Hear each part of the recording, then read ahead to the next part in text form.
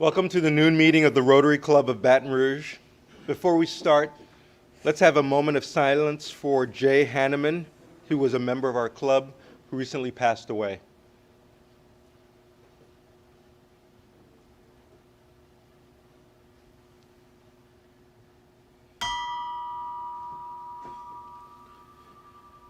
The invocation will be led by Mel Palmisano, the pledge by Todd Schnecksnyder, and after the pledge, please stay standing for the four-way test.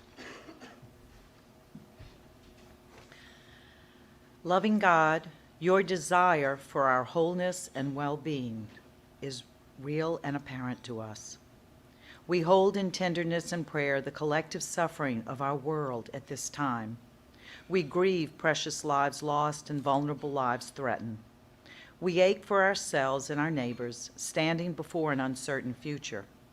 We pray, may love, not fear, go viral. Inspire our leaders to discern and choose wisely, aligned with the common good.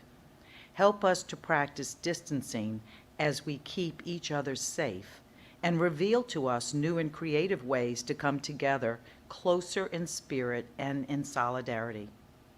Call us to profound trust in your faithful presence, you, the God who does not abandon. Amen. Amen. Please join me to pledge. Pledge allegiance to the flag of the United States of America and to the republic for which it stands, one nation under God, indivisible, with liberty and justice for all. Of the things that we think, say, or do, is it the truth? Is it fair to all concerned? Will it build goodwill and better friendships? Will it be beneficial to all concerned?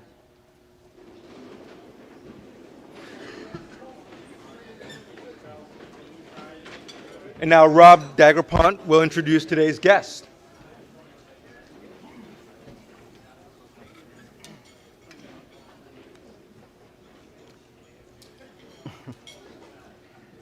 Please join me in welcoming our guests today. As I introduce our visitors, would you please stand to be recognized? And members, please hold your applause until all have been introduced. Our guests today, Joanne Texter and Lester Doohy, guest of Carmen Million, Joseph DiGiovanni, guest of Wes Ulrich, Natalie Robertson, Ted James, and Julia Claire Evans, guest of Liz Hamilton.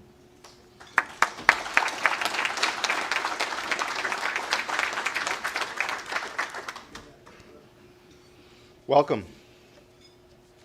Today's head table, to my right, your left, Todd Schnecksnyder, Senior Vice President, Human Resources Director, Fidelity Bank, who led us in the pledge. Chris Harrell, Senior Vice President, Market President, Home Bank. Charlene Montalero, Greater Baton Rouge Food Bank retired. Keela Stovall, Chief Philanthropy Officer of Women's Hospital, who led us in our four-way test. I'm Maui Tachi, your club president. Carmen Million, our speaker, who will be more formally introduced. Michael Hooper, President, CEO, LA Capital Federal Credit Union, and Dr. Melanie Palmisano, Superintendent of Schools, Diocese of Baton Rouge Catholic Schools. Your head table.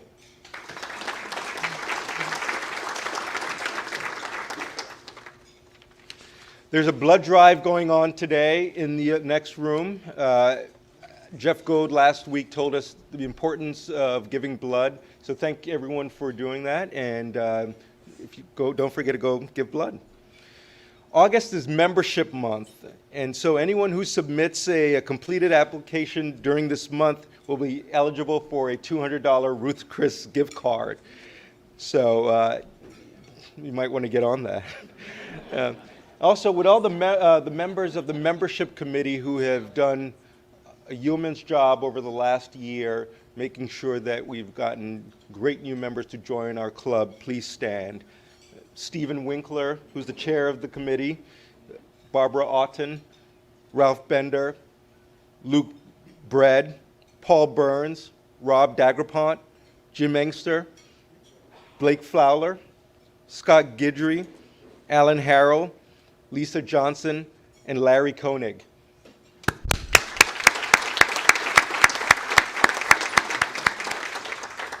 Thank you for your hard work.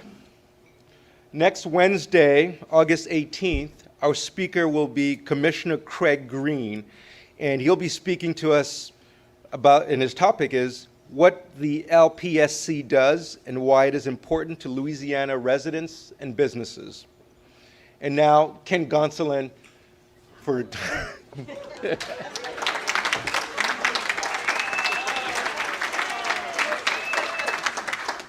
Thank you for that warm welcome. I am sorry that I have not been here. My apologies. My work schedule has changed. My visits will be few and far between, I'm afraid, but I'll fight to get back. It actually worked out pretty good because I've been doing this joke of the day for 11 years now, and I had run out of jokes. So I'm figuring I'll just put them on an 11-year loop and start retelling them. And the only one that'll complain about it is Ken Best, and I can deal with him. So let's pull one from the vault. Ken Best and one of his buddies went rabbit hunting on Old Man Melançon's property in Point Capee Parish. They're out there looking for rabbits. All of a sudden, Ken and his buddy come on this sinkhole in the ground. Ken looks down the hole and he's like, that is the deepest hole I've ever seen. He goes and he grabs this big tree branch. And Ken and his buddy go and they throw the branch down the sinkhole. It never hits the bottom. Like, my God, can you believe that? So Ken said, let's go get something else. So they went and they grabbed a railroad cross tie that they had found. And they dragged that thing over to the hole, and him and his buddy, they threw it right down the hole, and Ken started listening for the sound to hit the bottom. All of a sudden, a goat comes running out of the woods and jumps down the hole. Ken said, did you see that? That goat jumped down the hole. They were looking down the hole. All of a sudden, they saw Old Man Melançon coming through the woods. And he's like, hey, fellas, have you guys seen a goat out here? Ken said, we sure did. A goat just ran out of that woods and jumped down that hole. Oh, Mr. Melançon said, that's not my goat. My goat was tied to a railroad cross tie.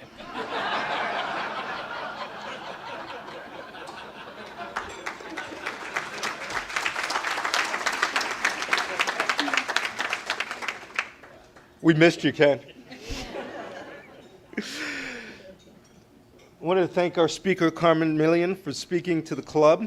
And in your honor, the Rotary Club Foundation has donated a book to Crestworth Elementary. This week, the book is Clean Getaway by Nick Stone. And now, Michael Hooper will introduce our speaker.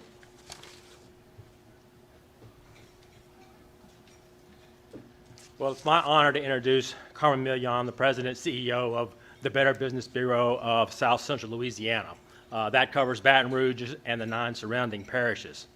As a BBB board member, I have personally witnessed her passion to promote ethical business practices, to educate consumers about scams and fraud schemes, to help consumers locate reputable businesses, and to assist with the resolution of consumer complaints and disputes with local businesses. As you saw in her bio, she started her BBB career in Lake Charles in 1983 and was named the President and CEO of the BBB serving Southwest Louisiana in 1999. In that position, she achieved top numbers in market share, member retention, and complaint resolution. So 3 years ago, when we had to hire a new CEO for the local BBB, we were pleased and fortunate to have Carmen take the helm. She hit the ground running, building the BBB's community education efforts and social media presence. You can catch her regularly on the morning news or on the radio, sharing information on how to find reputable businesses and about the most recent scams and fraud schemes to avoid. She and the BBB staff are also active in sharing this information on social media, and you can even catch Carmen on TikTok. So please join me in welcoming Carmen Millian.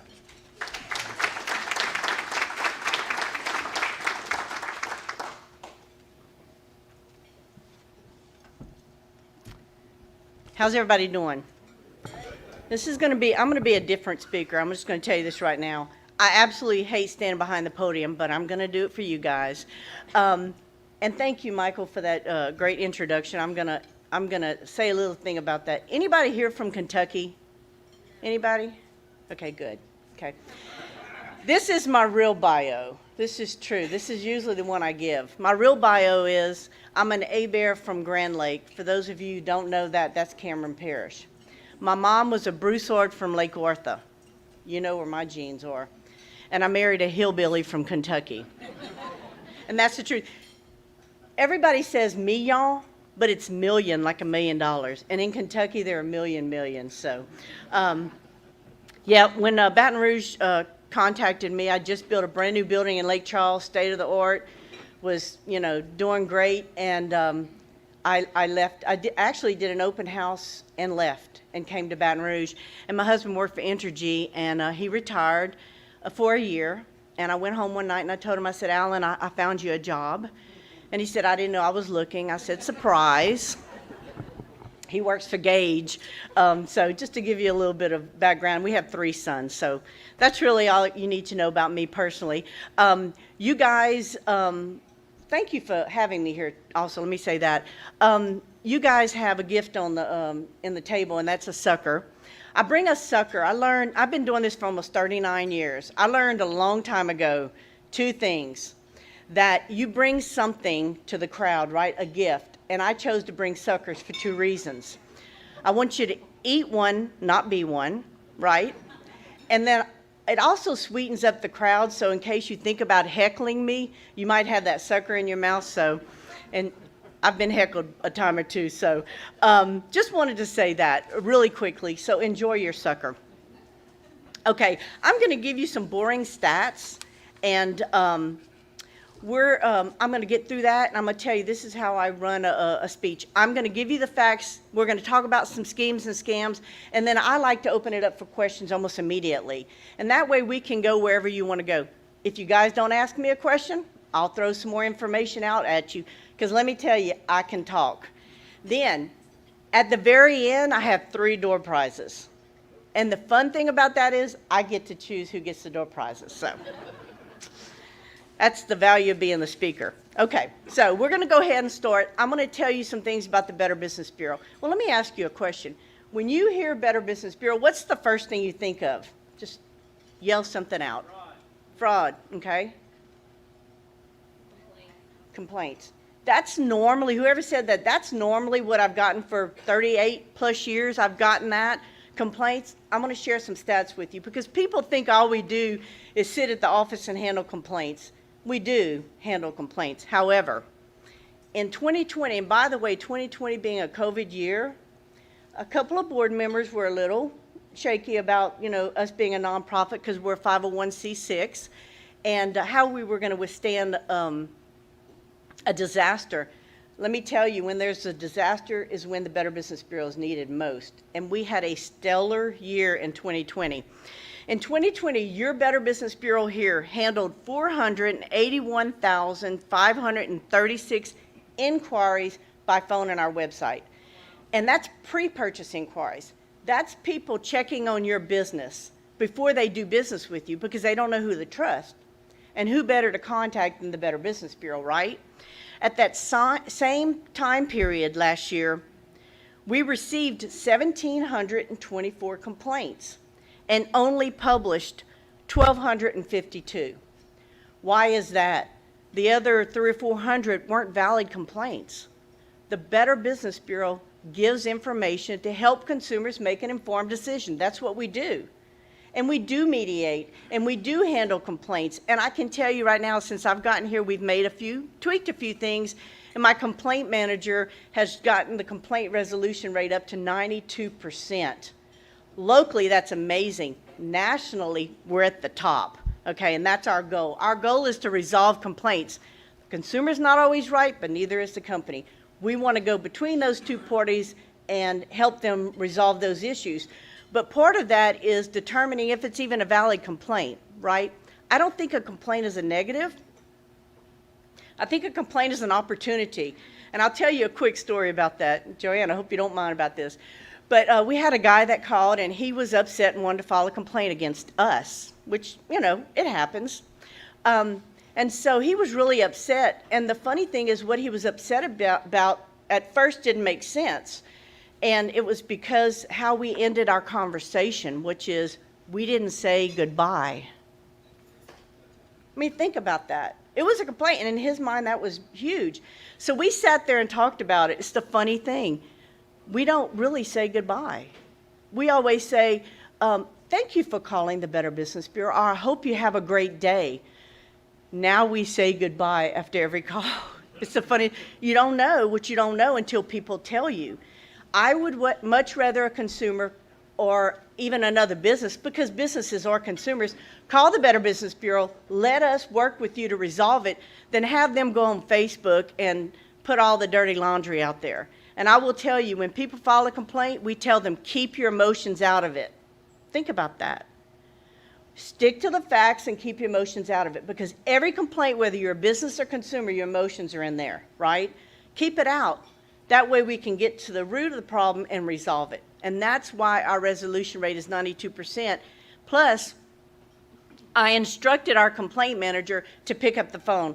I don't care if they're a member. I don't care if they're not a member. I don't care if they have an F rating. If there's a complaint and it's not responded to, you need to pick up the phone and call them and let them know. We want to give them every chance to resolve it. Having said that, I also want to say, and I do talk a lot, is that the difference between the Better Business Bureau and other agencies, we never publish a complaint or a review until we send it to the company first. Why? We have to verify that it's even their customer. We had a, let me just kind of go into this. We also get Better Business Bureau supported solely by member firms, right? So you have to meet and maintain certain standards to be a member and to maintain that membership. That's the only funding we get. We're not government. We just get memberships. But not just anybody can be a member. We had a guy who did an application and went through the membership process, and we did our investigation, which we do. We verified everything. They have to be in business 6 months. They have to have a B or better rating, blah, blah, blah.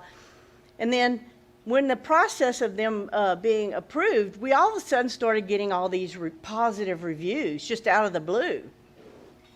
Well, that was strange because we'd never gotten a review on this company before. So we looked at the IP addresses and investigated, and of course it was coming from the company. They are not a member of the Better Business Bureau because they did not meet our standards. That's not ethical. So that's just kind of what we do. We do investigations. We do homework. The biggest mistake the Better Business Bureau makes is we don't tell people what we do. We just do it. Yes, you see me on TV. You see me doing those stupid TikToks that Lester Dewey makes me do, and I hate them. So in my head, I'm crying, but I'm doing them. Apparently, people like those. But we're out there talking about schemes and scams, but in the background, we're doing all this work that we just don't tell people that we do. So that was the stat part of it I wanted to share. Now, in this year so far, we've received 253,000 pre-purchase inquiries. And these are just pre-purchase inquiries. We do get other inquiries because people don't know where else to call, they call us. And we received 812 complaints, 527 were reportable. So just to give you an idea, we give information on your company. So I thought, well, somebody in the audience is going to say, nobody's going to check on my type of business, right? Okay. So what I did was I looked up the top 10 TOBs that we get complaints against and we get inquiries on. And so TOBs is a type of business, your industry, right? So the local complaint TOBs, number one, surprise, building contractors. It's also the number one inquiry. People constantly contact us about building contractors. Complaints, home improvement, restaurants, general contractors, lawyers. People don't think you can complain against. Lawyers advertise, so they're going to get complaints. That's just the reality. Used car dealers. I'm so tired of getting complaints against used car dealers. It's unreal. Discount stores, air conditioner contracts, plumbers, electricians, mostly home improvement. Inquiries, our number one is building contractors, home improvement, restaurants. It's almost verbatim. They're inquiring and filing a complaint against these companies too. So it's almost the exact same list. On a national level, we have Better Business bureaus all over the United States. Number one complaint is online retailer. Imagine that. But the national inquiries on roofing contractors. So that is nationwide no matter what. So I wanted to talk about that. And then one other thing I'm going to say, and then we're going to open it up for questions. People ask us, well, first of all, let me say membership into the Better Business Bureau is by invitation only. A non-member and a member or an accredited business can both have an A+ rating, right?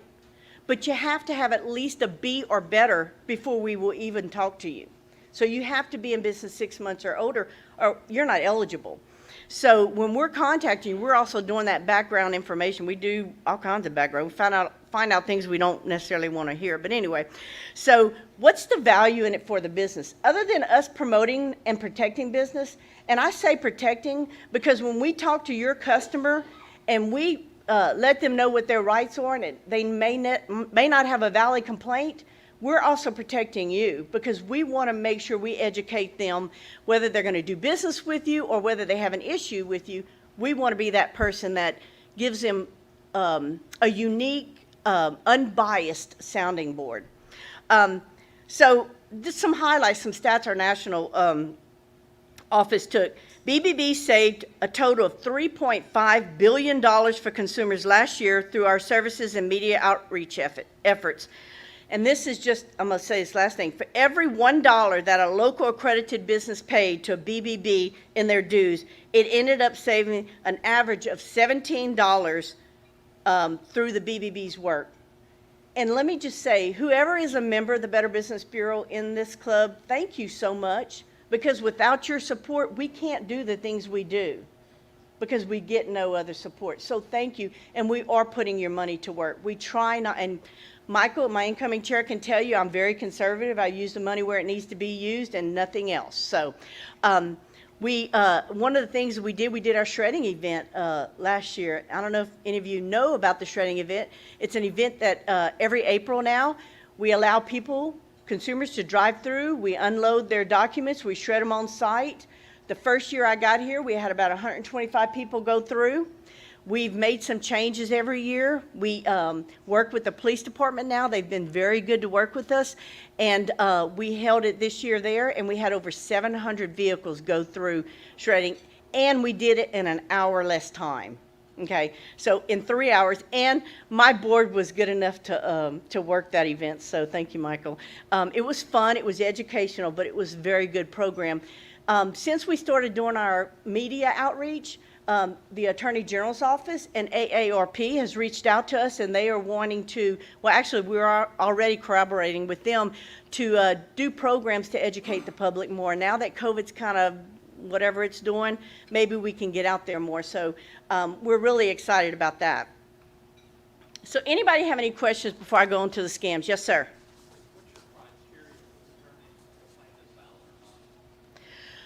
Well, first of all, we send it to you to verify it's your customer. And then we ask for your side of the story. It's the funniest thing. You hear this, the consumer calls you and they tell you all these horrible things, and then you get the company's side. And we take those facts and we make a decision. And we try to be fair. And so when we publish it, if we do publish it, we publish both sides. Because there's two sides to every story. Again, a complaint's not a negative, it's an opportunity. And people who say, I love these companies that say, I'm never going to get a complaint, you hope you get one from me. Because if you don't, it's probably on Facebook and God knows where else, and they've told all their family members. Let us head it off at the beginning so we can resolve it. And we've had people call us with a complaint, and when we're done, they'll say, thank you so much. I didn't know what my rights are, but I do now. And so it's kinder, and we may have saved their customer. Those are the things that we're really good at. Any other questions on that? Yes, sir. How many businesses are members? What percentage of all the businesses are members? And how many employees do you have? Okay, good question. I have 5 employees, well, including myself.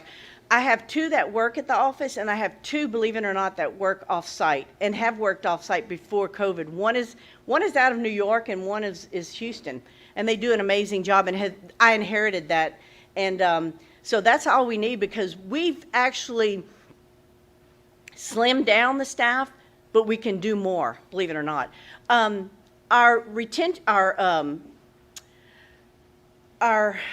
Our percentage of businesses here, we have about, I think about 1,200 members right now. We slimmed a lot down when I got here. We've done a lot of cleanup.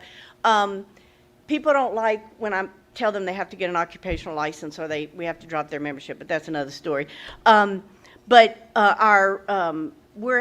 a market reach now about 5.1%, but my goal is to get it higher. And I know that's why they brought me in from Lake Charles. I was one of the smallest Better Business Bureaus in the system, but every other BBB was calling me because our stats were so high.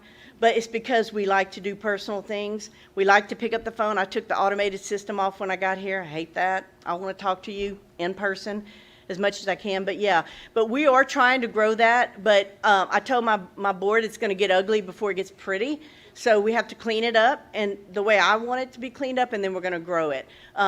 So one of the biggest things that we have a problem with are nobody knows they're supposed to have an occupational license.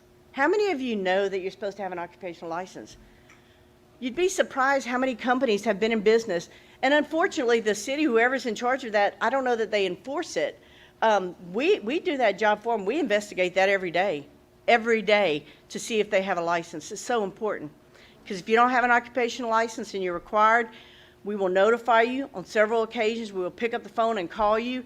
And then if you choose not to get it, you get an F rating. And we don't give ratings, the formula does. Not having a required occupational license brings your rating down to an F. So important. Any other questions? Yes, sir. You rate businesses that are not members? Absolutely. Businesses are rated by a formula that was set up, when a group of BBBs and industries and consumers got together and they came up with a formula to rate as fair as we can companies. So it doesn't matter if they're a member or not, they're going to go by the same rating, right? If you're a member, it doesn't give you points. Now, if you are a member, you have to stay above the B or we're going to kick you out. Because we do revoke members almost every board meeting. That may be because they didn't respond to complaints. They didn't get their license. There's so many things that we do, and we've tried. I've brought in a lot of. I'm a rule follower, so we're going to be the rules. We're going to follow them, and that's just how it is. But yeah, we rate them the same. A non-member can have an A+. Now, if you have, let's say, a D rating because you have an unanswered complaint. And I've had companies call me and say, oh my God, my consumers are calling me and I have an F rating, I have a D rating, what can I do? Respond to your complaints. I'm not asking you to give the consumer what they're asking. Respond to it. Give your side of the story. When you respond, your rating goes up. We don't do it, the system does. I'm not smart enough to change somebody's rating. So any other questions on that? Nobody wants to know how to become a member of the Better Business Bureau? That's okay. Okay. Yes? Somebody said something? Okay. So now we're going to get to, yes, sir. I have a question related to the scams that you report to us about all the time. Does anybody ever resolve those and put those people in jail, or what happens with those? I love that question. Let me tell you, I started with the Better Business Bureau, as I said, like 38 years ago. My very first phone call was a sweepstakes scam. Nothing changes. The scams are exactly the same.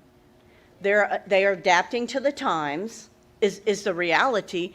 And so people ask us, like these, and most of these scammers are from a foreign country. Not all of them, but most of them are from a foreign country. And every once in a while, we'll hear that FTC has come down and arrested a group. But let me tell you, every group that they have, there's another group waiting right behind them because they make money. And the scams are so sophisticated now. And I want to say this. I say this every time I talk. It doesn't matter how smart you are. Doesn't matter what your education is. Doesn't matter what your background is. If the timing is right, if the situation is right, anybody can become a victim of a scam. And I'll tell you a story about that real quick. I had in Lake Charles, I had judges that called me that were about to be scams. Anybody can be scammed. Two stories I'm going to tell you. One, we did a story on an Entergy scam. Anybody know what that is? That's where you get a call and they say, they're with Entergy and you didn't pay your bill, and if you don't make arrangements to pay immediately, they're going to cut your electricity off. And you think, who's dumb enough to fall for that? We had a restaurant that got that call and was so freaked out, they immediately made payment. Okay? Because they have a restaurant. They're about to open. What are they going to do? They're in a bind. And they're being told their electricity is going to be cut off. The worst thing about that is the owner of that restaurant was a deputy sheriff. The situation was there. You don't know. The second thing is I had when people talk to us about scams, I can't tell you that your mother called me and said she was a victim of a scam. And let me tell you, people have lost hundreds of thousands of dollars. Like, I've had somebody lose $250,000. A lady called me today, she lost her dad lost $20,000, and then she got wind of it. But I had this friend in Lake Charles I've known for years, and her mother-in-law came up to the office one day, and she was bawling. And it was the sweepstakes scam, and she had already given this guy over $25,000, okay? And that was her retirement. So she comes in crying. I said, you need to quit talking to these people. And I said, you need to go home and you need to tell your husband, because I can't call him. Even though I know what's going on, I can't call him. She goes, I can't tell my husband. I said, why can't you tell your husband? She said, he's going to divorce me. I said, well, the other side to that is if you keep giving them money, he's going to kill you. Pick your poison, okay? So, and she called me the next day. The guy still called me. I don't know what to do. Don't talk to him. So I said, look, call your son. I knew the family. I said, call your son and tell your son you can lie to him. It doesn't matter what you tell him. You got to get somebody to know that what you're doing so they can stop it. Didn't hear anything more from her. I also did a little bit of tough love. I told her, I said, if you're going to keep talking to this guy, don't call me. I can't help you. Okay? So about 3 months later, we're in the mall, and my husband's with me, and the daughter-in-law, who I'm friends with, came up to me and said, oh, my God, you know what my mother-in-law did? I'm like, no. And I'm a terrible liar. And I said, let me tell you something. Whatever you do, don't mock her. Because you could very well be in the same situation. A different scam, but the same situation. And so she was like, oh, my God, she was so stupid. We had to take the account away from her, blah, blah. I said, I'm telling you. Fast forward about 6 months later, she calls me. She says, Carmen, I think I've been scammed. Really? Her son went on, what is that? I can't think of where they sell things. Not eBay, but Craigslist. Went to Craigslist and found a vehicle, and I knew exactly what she was going to tell me. I said, did you look at the Blue Book value? Did you see the vehicle? Oh, no. They're being shipped off to war right now, and they need to get the vehicle. They're in Illinois. Don't you think they could sell it from... But look, it doesn't... He was so desperate, he'd cut grass all summer to save money to buy that vehicle. But it goes to show you anybody can be a victim. You know the problem about that? Is anybody who loses that money, it doesn't matter what the amount, you're never going to see it. It is gone. I tell people it's an expensive lesson. It's painful. Lessons are never cheap, they're never free, and they're never pain-free. But let it be a lesson. If you fall again, then that's on you. And anybody can be a victim. Yes, sir? So you said they're adapting. How are they adapting, and what are the bigger scams we should be aware of? And pitfalls we should avoid? The thing that I think is the most effective scam now, you cannot trust caller ID. Doesn't matter what kind of phone you have. It doesn't matter if you have an old school phone, it doesn't matter, okay? In fact, I think years ago they put into place that do not call list. You can have all the laws you want. They're only as good as they're enforceable. They're only as effective as they are enforceable. And you can only enforce so much. The legitimate companies go abide by it, but the other ones aren't. But you cannot trust call ID. We tell people every day, I don't care if it says IRS, because they can do that. And what they do is they manipulate the phone system. They make it look like you're getting a call from a local area or somewhere close to you. And then I got one on my phone. I was showing my staff. I got one on my phone saying that it was some bank in Baton Rouge saying that my information was compromised. I don't bank with them. But it was at 10 o'clock at night. But those are the ones that scare me the most. And it starts out that way, and they want money. And so they used to ask you to wire money. Or the old days, they'd send you a check, right? Tell you to deposit it and then wire them money or whatever. Now, they just tell you to go get an iTunes card or a cash card and give them the numbers off the back. I think we had a guy one day that he was giving them $200 a pop. And then he'd run to CVS and get another $200 because it wasn't something that would make the CVS people, conscious. If it's $1,400 or, that sort of amount, then it's going to make them suspicious.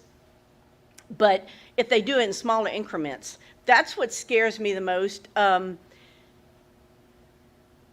They take whatever's in the news. It doesn't matter what it is, it's in the news. Hey, we have one that uses the Better Business Bureau number in a scam right now.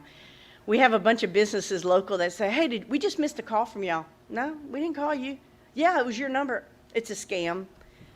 That's the concern. And if they can do that, they can do anything. Yes, ma'am. Why do people answer the phone and talk to them? You know, that's a good question. People are scammed for several reasons. No, seriously, people are scammed for several reasons. One is curiosity, right? It may be desperation. They may be lonely. I mean, there are a lot of reasons. I used to say when I give these speeches, I used to tell people that senior citizens were the #1 target. But guess what? They're not anymore. What do we carry on us every single day? Our phone. We are all accessible. We are all targeted victims now. It doesn't matter who you are. In fact, I'll tell you another story. My sister, I've been working for the Bureau for 100 years, and my sister called me one day and she goes, oh, I need you to help me. I said, well, okay, what'd you do? My sister's going to save everybody's life, right? She goes, my friend went out of town and her husband let her Yorkie out and it got killed. I said, oh, that's sad. What'd you do? She goes, I went on Craigslist and I bought 2 dogs. I said, what? She goes, yeah, but they were only this amount of money. And, you know, same story I said. She goes, but I told them my sister runs the Better Business Bureau. I said, and then you gave them money? I said, they're laughing at you because she didn't get anything. But anybody can, she knows because we've had these conversations. If the timing is right, anybody can be a victim. Yes, ma'am. What's the best advice you could give people, because we talk about our phones with regard to emails that you get from what looks like your credit card company or your bank? It's a very good question. Verify your information. I mean, you know it's, Don't click on it. you know it's a scam. Don't click on it. Look, if you get a call, a text, an email, and it looks legitimate, question it. These guys are professionals. Question it. Pick up the phone from your bill or wherever it is you're going to get the number that you know. Call them and verify that it's actually them. You would be surprised. You know how many people we've gotten calls from that their caller ID said IRS, and they said, this is the IRS, you didn't pay your back taxes in 2007 and 2008, and if you don't make arrangements to pay immediately, we're going to have a bench warrant for your arrest? We have people call us crying. We're like, you can't be arrested for debt, unless you committed fraud. But it takes us about 10 minutes to convince them because they're so shook up. And intelligent people. But yeah, don't trust anything. Like I said, I got the thing in the middle of the night, and I'm like, I don't even have an account with them. But if I did, and that's the other thing, if you have, I'm just going to pick out a bank. If you have an account with Investor Bank, and that's what's coming across as Investor Bank, and if they send 1,000 of these texts out, the only people that have an account are the only ones they're going to catch, right? Because it's familiar. And that's the thing is it's efficient. They throw it out and try to bait somebody in. And if the situation and the timing is right, anybody can be a victim. And don't ever, I promise you, if you have a conversation with your family and friends, somebody's going to have been victim. The first speech I gave when I moved to Baton Rouge, a guy came up to me. His uncle lost $15,000 on the grandparent scam. The grandparent scam. And you know how he found out it was a scam? He was sending them money. That night he went to a family event, and the guy that was supposed to be the victim was there. He goes, I thought you were in Africa. He goes, no, I'm right here. And then it sunk in. He lost $15,000 on that particular scam. Yes, ma'am. Can you repeat the question? I can't hear it. They're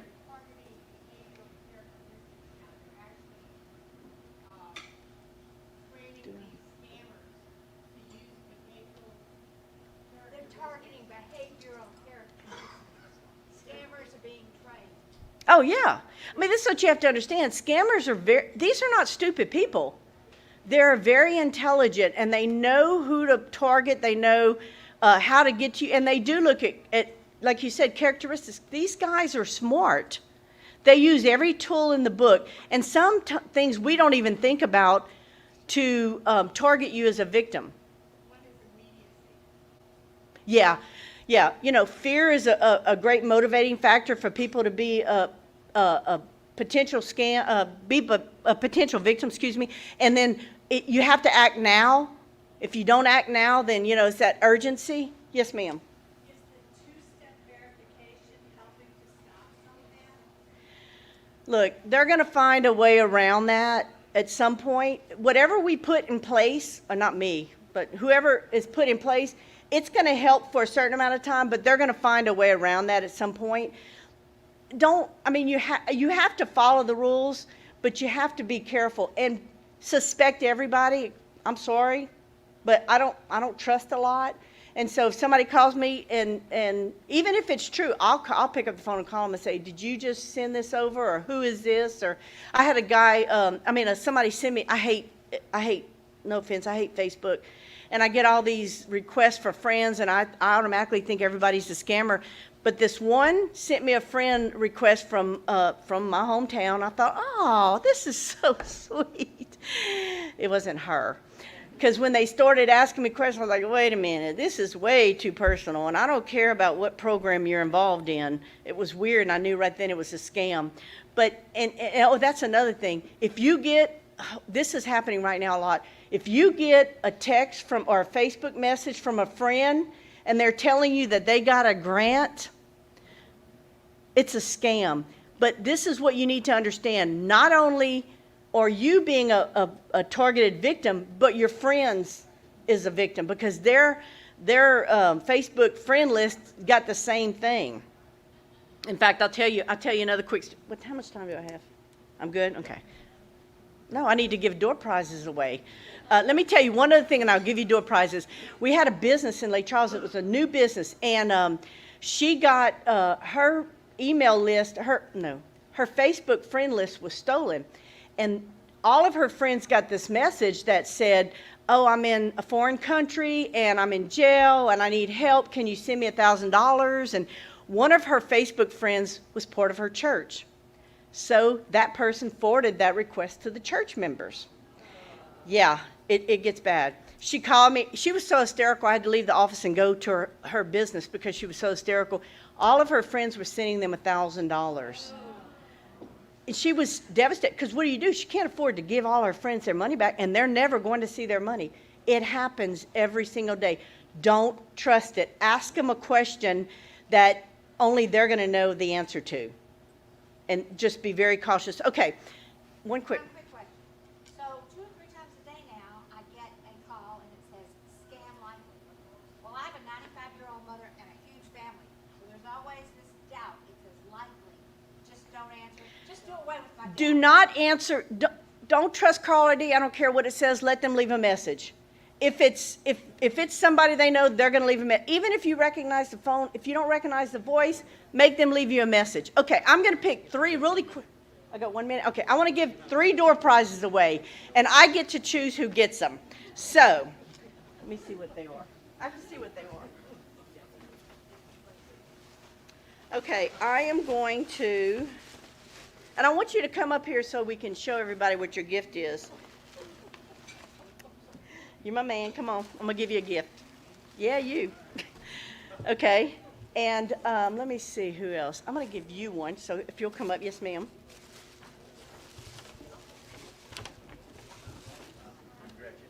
Okay.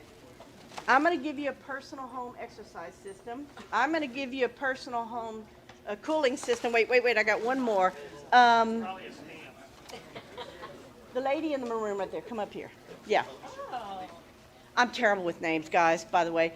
I'm going to give you a personal home security system. Yeah. Okay. He can take this and personally take it home and exercise. She can take this and cool herself off, and that is the security system. Thank you. Thank you. And the moral of that story is if it sounds too good to be true, it generally is. Thank you. That was great, Carmen. Thank you. Meeting is adjourned.